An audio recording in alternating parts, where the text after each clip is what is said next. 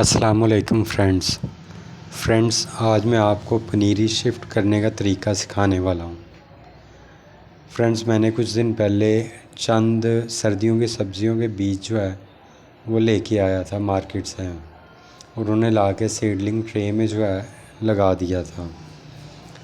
अब माशाल्लाह उनके जो है पौधे जो है वो इस काबिल हो चुके थे कि मैं उन्हें बड़े गमलों में शिफ्ट कर सकता।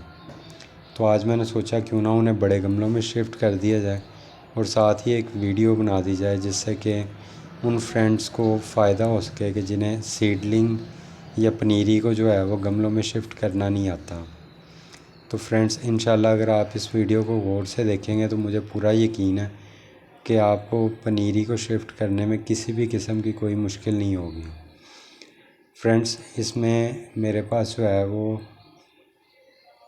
लाल मूली की पनीरी मौजूद थी, उसके बाद शलजम की पनीरी मौजूद थी, मटर की पनीरी मौजूद थी और ब्रोकली की पनीरी मौजूद थी।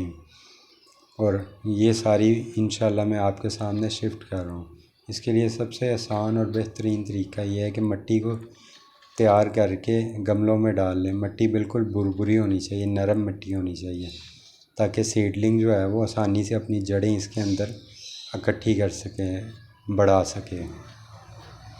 और आप जैसे कि मैं एक चम्मच के साथ जो है वो मिट्टी के अंदर एक छोटा सा गड्ढा खोदता हूँ। उस गड्ढे में जो है वो चम्मच की उल्टी साइड से सीडलिंग ट्रे में से निकालता हूँ एक पूरे का पूरा वो पीस जिसके अंदर पौधा निकला हुआ है।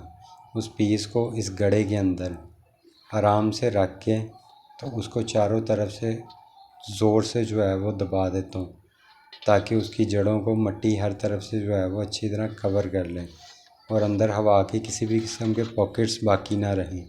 अगर अंदर हवा के पॉकेट्स बाकी रहेंगे तो फ्रेंड्स ये जड़ों को गला देंगे, जिसके नतीजे में वो सीडलिंग आपकी जो है वो आगे नहीं चल पाएगी और ये पौधा मर जाएगा। फ्रेंड्स, उम्मीद करता हूँ कि ये आपको जो तरीका मैंने बताया आप इसी तरीके से जो है वो अपनी पनीरी को शिफ्ट करेंगे और अपने छोटे छोटे पौधों को मरने से बचाएंगे। सो वेरी थैंक यू कि आपने मेरे साथ वक़्त दिया। बहुत शुक्रिया। अस्सलाम वालेकुम।